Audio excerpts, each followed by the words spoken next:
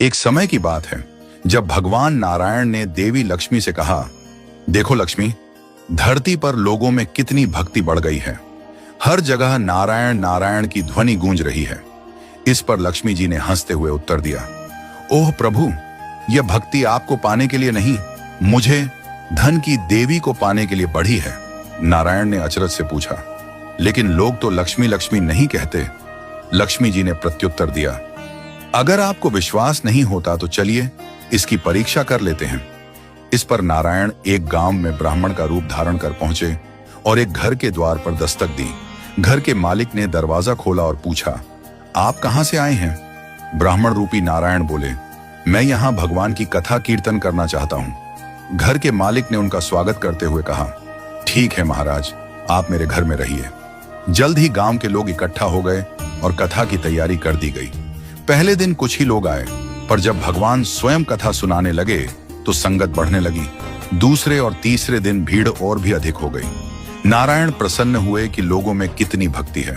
इसी बीच लक्ष्मी जी एक वृद्ध महिला का रूप लेकर उसी गांव में प्रवेश कर गईं।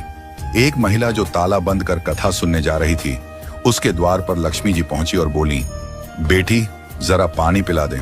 महिला ने कहा, माता जी, मुझे प्रवचन में जाना है, 3:30 बजे हो चुके हैं। लक्ष्मी जी ने फिर आग्रह किया, बेटी प्यास लगी है। महिला ने पानी लाकर दिया, जिसे पीने के बाद वह लोटा सोने का हो गया। यह देखकर वह महिला अचंभित हो गई और लक्ष्मी जी को भोजन कराने का आग्रह करने लगी, परंतु लक्ष्मी जी ने मना कर दिया और कहा कि वह अब जा रही हैं। इस घटना के बाद पूरे गांव में खबर फैल गई। अगले दिन कथा में लोगों की संख्या घट गई।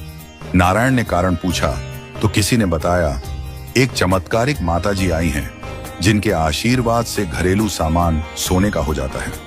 यह सुनकर यजमान सेठ जी भी कथा से उठकर लक्ष्मी जी के पास पहुंच गए।